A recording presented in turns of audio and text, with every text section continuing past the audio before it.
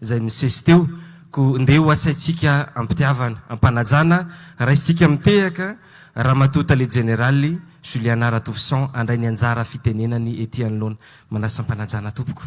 Tiaka mabetsika tanora andraisana ny tale général ny tanora. Mesdames et messieurs, accueillons chaleureusement Madame Juliana Ratofson, directeur général de la jeunesse, pour son discours. Tiens, 1, 2, 1, 2, 1, 2.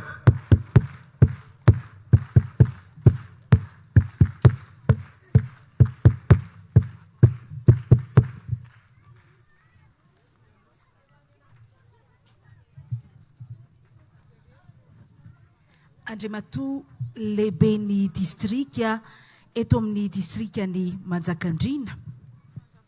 Andriamatoa PDS ny commune Nandihizana. Andriamatoa tale generaly eo anivon'ny ministera ny tanora sy ny fanatanjahantena. Ianareo rehetra solitena ny firenena mikambana zay singaniko manokana eto ni UNFPA, ni PNUD, ni PBF, UNCDF, FAO, ary ihany koa ny VNU. Ianareo ao amin'ny CRS Madagascar. Ianareo olo manakaja civil sy miaramila. Isika tanora zay tompony zao andro manokana androany izao. Urakoraka mafy be ho antsika tanora. Ataontsika mafimafy le urakoraka hoe! Tompoko vavy sy tompoko lahy. Ny voalohanteny dia ny fisaorana an'Andriamanitra, ny amin'ny fandaharany sy ny fandaminany. Omentsika azy ny voninahitra amin'izao fahataterahana ny androany izao. Eto dia miarabantsika rehetra izay manatrika etona. Sy ireo rehetra izay manaraka izao fampitana mivantana izao. Fa indrindra singanina ny tanora. Arabaina ny tanora malagasy rehetra tsy akanavaka. Natratra izao andro iraisam-pirenena ho an'ny tanora izao. Na ny journée internationale de la jeunesse izay ankalazaina maneran-tany ny 12 volana Aogositra. Raha tsy ahivina dia ny 17 ny volana Septambra 1770 no tapaka teo anivon'ny fiaonam-be maneran-tany andreo ministry ny tanora eo anivon'ny firenena mikambana. Ny mahandro iraisam-pirenena ho an'ny tanora ny andro anio. Tanora mahay mandrindra ny ara-tsakafo, miantoka ny fahasalaman'ny vahoaka sy ny firenena. Zay no lohahevitry ny fankalazana amin'izao andro iraisam-pirenena ho an'ny tanora 2024 izao. Tanora tokoa ny mandrafitra ny 700 mponina raha ny fanisana izay nataontsika farany teo. Raha tiantsika ny anana firenena matanjaka, raha tiantsika ny anana firenena mandroso, dia ao amin'ny tanora no ivon'izany. Raha hijerisika ny tanjon'ny fampandrosoana Lovainjafy, ny ODD faharoa, dia tanjona amin'izany ny anafoana ny Madagasikara ny anoanana sy ny tsy fahampian-tsakafo. Zany hoe ahatonga ny Madagasikara ho firenena mizakatena ara-tsakafo, araka ny velogany fasivy ny filoham-pirenena. Ny tanora zay averiko fa mandrafitra ny 700 mponina no mila miditra an-tsehatra amin'izany fanomezan-danja ny vokatra ara-tsakafo zay misy eto Madagasikara, ary ihany koa ny fanodinana izany. Eo ihany koa ny sehatry ny fambolena sy ireo rehetra miantraika mivantana amin'ny vahoaka. Zava-dehibe tokoa ny ady amin'ny fahantrana. Araka ny tanjona voalohany amin'ny fampandrosoana Lovainjafy, dia ny anafoana ny fahantrana ny taona 32. Manana andraikitra goavana amin'izany ny tanora izay maro anisa raha ny eto Madagasikara no resaina. Tsapa fa ny anarefo ny fahasalaman'ny mponina eto Madagasikara na ny maneran-tany noho ny fiatraikany valanaretina COVID-19. Ho an'izay efa nandalovana zany aretina zany dia matsapa tokoa fa marefo dia marefo ny fahasalamana, miovaova ny toe-pahasalamana ary tsy mety tena salama izany. Ny sakafo zany dia azo lazaina ho sady mety ho fototry ny olana ary ihany koa vahaolana satria mitondra singa maro entina namafisana ny hery fiarovana izay ilain'ny vatana. Izany indrindra no mahazava-dehibe ny tokony andraisan'ny tanora andraikitra amin'ny fandrindrana ny ara-tsakafo mba hananantsika mponina salama. Izao fankalazana nasionaly ataontsika eto Karion izao dia manaraka ny lalantsaina Youth Connect izay tsy aivina fa firenena mihoatra ny 20 eto Afrika no efa mampiatra izany ary isan'izany i Madagasikara. Youth Connect no izy mampifandray ny tanora amin'ireo tantsorika mampivoatra, koa izany indrindra no antom-pisian'ireo famelabelaran-kevitra ataon'ireo manam-pahaizana maro miompana amin'ny fampianarana ny tanora afey ny firafitry ny sakafo sy ny tontolo ny fandraharana ara-tsakafo, ny fampiratiana izay ataon'ireo tanora efa misehatra amin'ny fanodinana ara-tsakafo ka manome fisokafana ho azy ireo amin'ireo mpiara-miombonantoka sy ireo manam-pahefana isan-tsokajiny. Amin'izao andro iraisam-pirenena ho an'ny tanora izao no hiderako manokana ireo tanora mpandraharaha.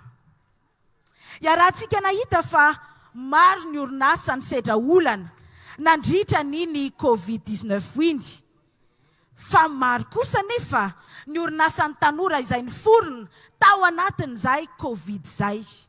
Ary ny ankamaroan'izany dia ireo izay misehatra amin'ny fanodinana sakafo, fanodinana ireo zava-maniry ho tonga huiles essentielles sy fanefitra maro, ary ihany koa ny fitrandrana ny teknôlôjia sy ny maro hafa. Mendrika tehaka avy amintsika ny tanora.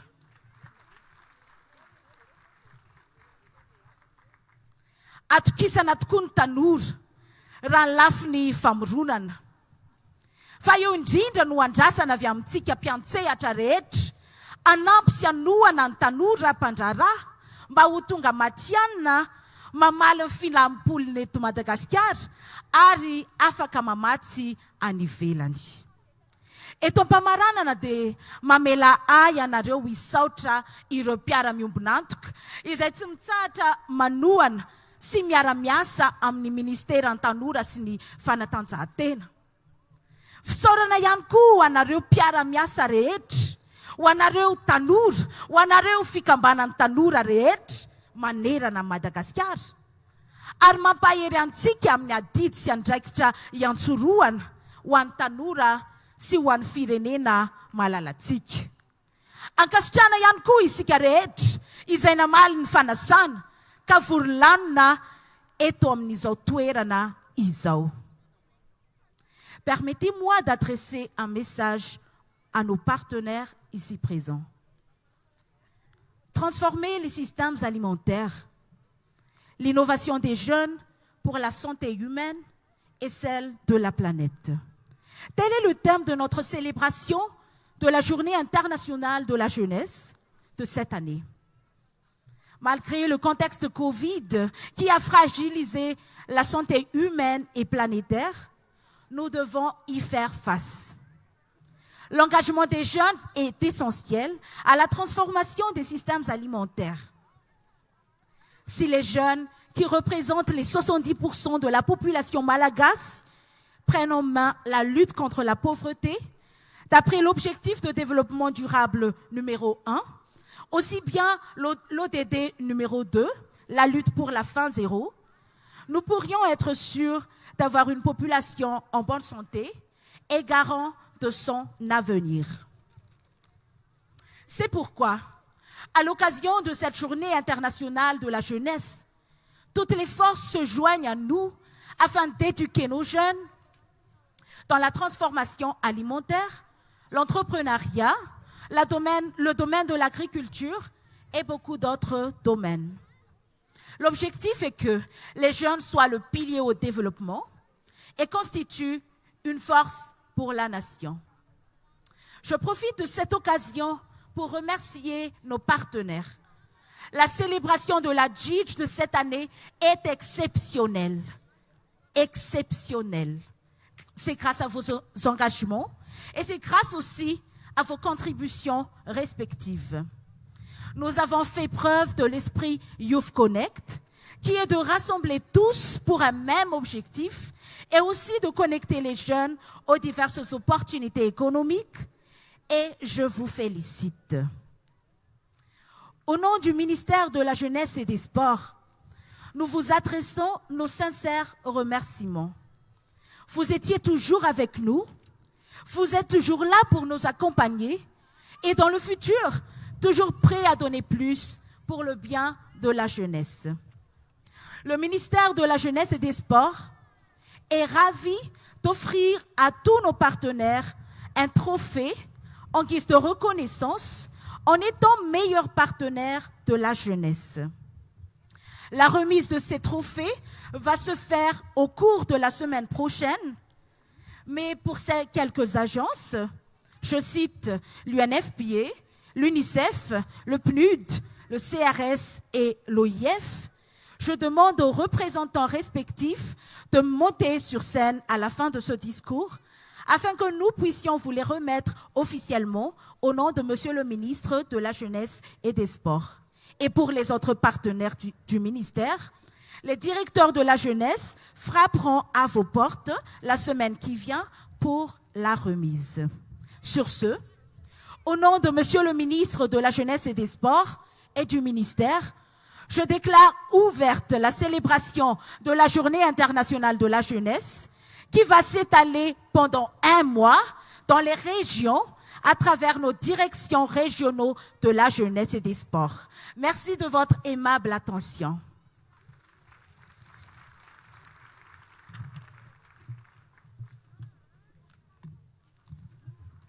Merci, Madame le directeur général de la jeunesse, pour votre discours.